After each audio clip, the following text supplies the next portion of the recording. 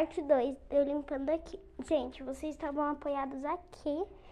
Então, eu fiquei com muito medo de estragar, porque é feito de madeira. Então, eu fiquei com medo de estragar. Agora eu vou tentar terminar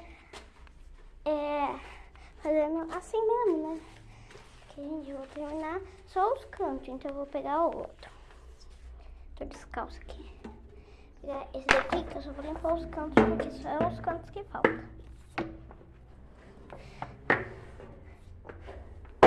Ai. Aqui que vocês estavam, gente. Na parte 1. Aqui é a parte que começou a comer. Deixa eu tirar aqui.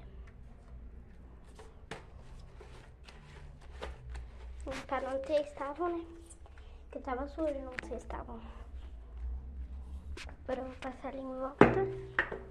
Gente, eu não sei se eu olho no vídeo ou pessoalmente. Ó, tá vendo? Tá ficando limpa. Assim também limpa, gente.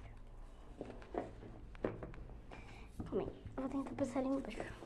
Calma aí, acho que eu tenho que abaixo. Ai!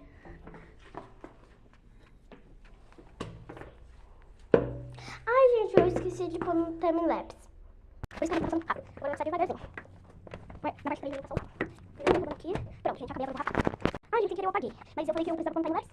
Aí eu já limpei os cantinhos, vocês nem viram, por causa que sem querer eu apaguei. Eu vou fazer de novo. Eu tava limpando os cantinhos. Agora vocês vão ficar aqui, porque eu já consegui segurar vocês. Agora vocês vão ficar enquanto eu ralo. Eu vou ir pro campo e pra lá. Eu vou lá no ralo e aqui eu vou tentar. Essa água tá muito suja. Deixa eu tentar pra vocês. Bom, não sei se dá pra enxergar. Essa água tá marrom. Ai, isso aqui foi a dor de bater aqui a palma da mão. Aqui. Aqui dói demais. Eu escolhi dói demais. Bater. Tirar as quentes. Tirar essa vassoura também.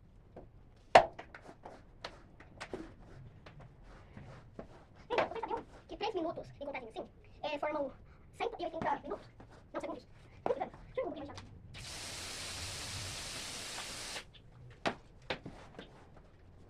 O ralo tá sendo muito sujo. Gente, se cortar alguma coisa, porque o vídeo acabou. Porque é 2 segundos.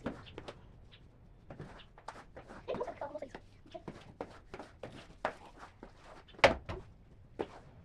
Gente, acho que eu vou dar um tchauzinho pra vocês e depois eu volto aqui pro ralo. Tchau pra vocês, um beijão pra vocês. Vocês são super legais.